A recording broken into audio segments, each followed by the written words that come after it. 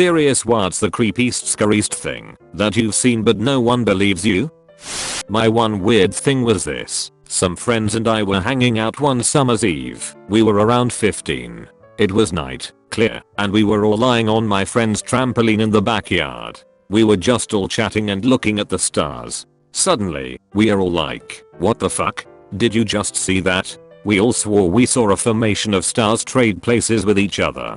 They sort of left a tail, like a shooting star, before resettling in their new positions. They all moved at the exact same time. It was strange. 3 of us seemed to see the same thing. Well crap. Yeah, I've seen this same thing once before. In the early 90s. Maybe late 80s. I was around 13 or so. It was the night before my stepmom died, lost her battle to cancer. I was 22, was spending the night in bed with my 9-year-old half-brother, cuddling him and telling him his mom was gonna be okay, it wasn't gonna hurt anymore. It's about 3 AM at the time, and after a while he immediately sits upright in bed, smiles, says I promise to be a good boy, mommy, I love you. Now my stepmom has been bedridden for the last month, so she's not moving anywhere. But I swear on my life, and my little brother agrees with me, for a split second I saw her standing in the doorway wearing her big giant fur coat, just smiling at us, and just looking relieved. Brother went to sleep about 2 minutes later. I left to go into my dad and stepmom's room, to check on her to see my dad awake, and telling me she'd passed away about half an hour ago. I genuinely believe she stopped by on her way to the other side, to check in on her 2 kids, and make sure we'd be okay without her before she left. I was working in Lagos, Nigeria, sitting in a bar on one of the lagoons near Lekki, when a body washed up naked except for underwear. I called the waitress over a bit frantically, and pointed at the body. She pulled her face, and went back into the bar, where I was expecting that she would call the police, but no. She returned with a long stick with a nail on the end, stabbed into his ass, and pushed him out, like they must have done in the past as they had made a tool for it. I have so many questions. When I was a teenager I used to keep the remote to my stereo on the lip of my bed frame. One night around midnight I woke up to my stereo playing static at me, only it was getting louder. I could see the volume number moving higher and higher. So it's pitch black and this static is getting louder and louder and the remote wasn't in its usual place for some reason. I had no choice but to jump out of bed to turn it off. I turned on the light and, freaking out, found it under my bed. Like, deep under my bed at that middle point that's super hard to reach. Did not like. How did you get the remote after? There was no way I would have crouched to go under the bed. Use some tools or something to get the remote, lol. Time to buy a new stereo. Remote's unreachable. When I was 16 I skipped school to stay home and play video games. I set up my PlayStation and made some hot pockets and right when I get good and comfortable I hear footsteps walking to my room. I glance outside and see my parents aren't home yet but was still afraid I was going to get caught. Seeing no place to hide I froze. Suddenly the door was flung open and I heard a blood-curdling scream echo through the house. I must have sat there petrified in that room for half an hour before going outside and waiting for my parents to come home. I tried to explain to my friends later what happened, but they thought I was just pulling some bullcrap from the internet. I was a missionary in South Africa. One of the creepiest things that happened to me was on New Year's Eve.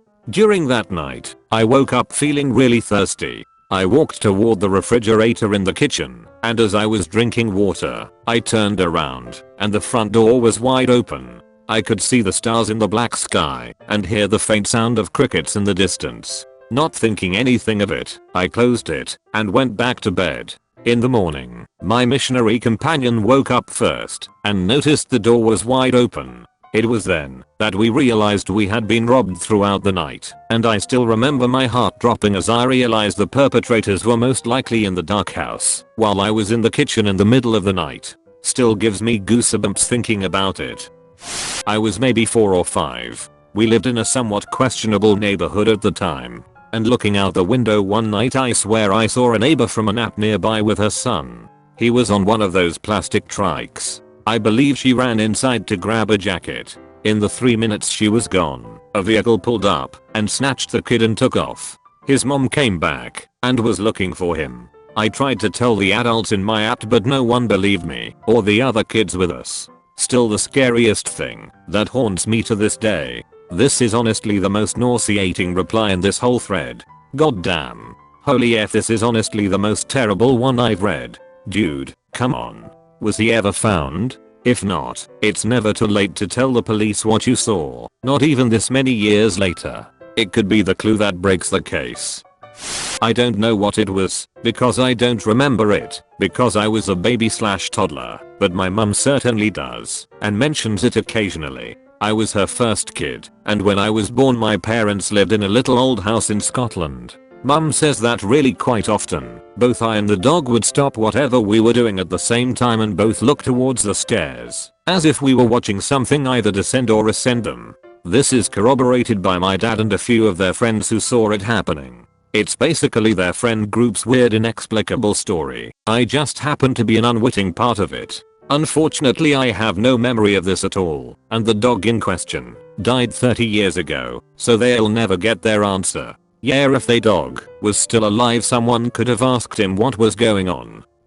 It's not that people don't believe me, it's more that I hardly believe it myself. It was late, probably between 1 and 3 AM, and I was sitting at an intersection waiting for the light to go green. Across from me was a dark road with trees on either side and thick woods off to the left and houses off to the right. So I'm sitting there listening to music when I see something move at the edge of the woods to the left. Now this is rural New Jersey, so things moving in the woods are either bears or deer, which aren't scary, but deer will F your car up if run out in front of you. I turned my high beams on to see what it was, but they didn't reach the woods. Then I saw more movement before the light turned green. I made my left turn and drove off, but I couldn't see what it was. The next day I drive the same route on my way to work, and when I get to that intersection there's cops and ambulance over at the edge of the woods where I saw the movement the night before. I asked a coworker what happened, and he said they had found dismembered body parts there early that morning.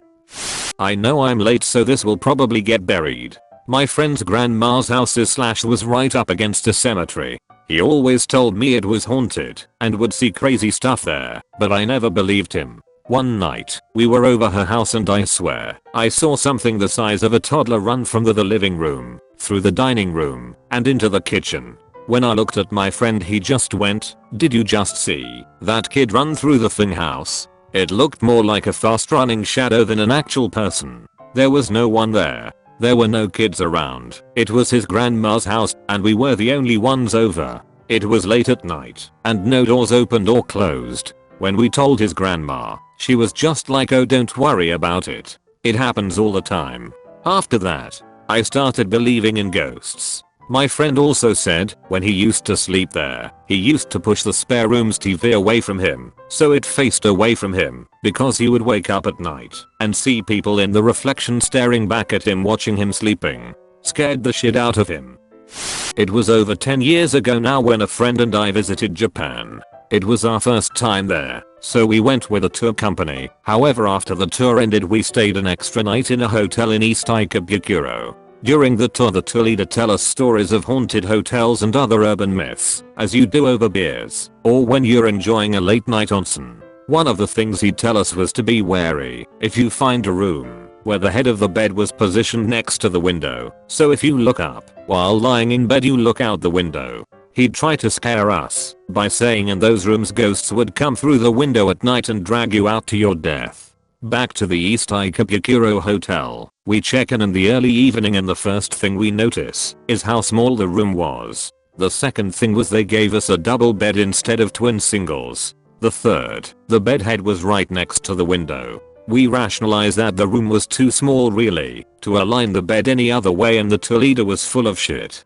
To be honest, we were more annoyed that we had to share a double bed. No homo. We decided to just let it go since it was just for one night. So we went out for dinner before turning in for the night. That night I get woken up by a door slamming shut and I jolt up. There, sitting at the foot of the bed, is a woman in a blue kimono. She had long hair, and from what could make out, her kimono had butterflies on it. I freak out, dive and bury my head under my pillow. Looking back, that was a useless move. If anything bad were to happen, I remember thinking, is this real? How can I check without looking? In my genius I decided to shuffle my foot down the bed thinking, if I don't touch anything it's just my imagination. I didn't think about what I'd do if I did touch something. Little by little my foot moves down the bed when I notice that there is definitely a depression at the foot of the bed. Someone, thing, was there. I retreat my foot, start to sweat, and at this point just start repeatedly saying the Lord's Prayer till I must fainted or fallen back asleep. I remember waking up at 6 the next morning and my friend was already dressed and packed. I asked him if he saw or heard anything last night and all he says is I don't want to talk about it. Let's check out. You have been visited by photogenic doggo. Subscribe to Team Orange and you will look great in the photos from now on. I upload new videos every day. Until then, check out my other videos and enjoy the rest of your day.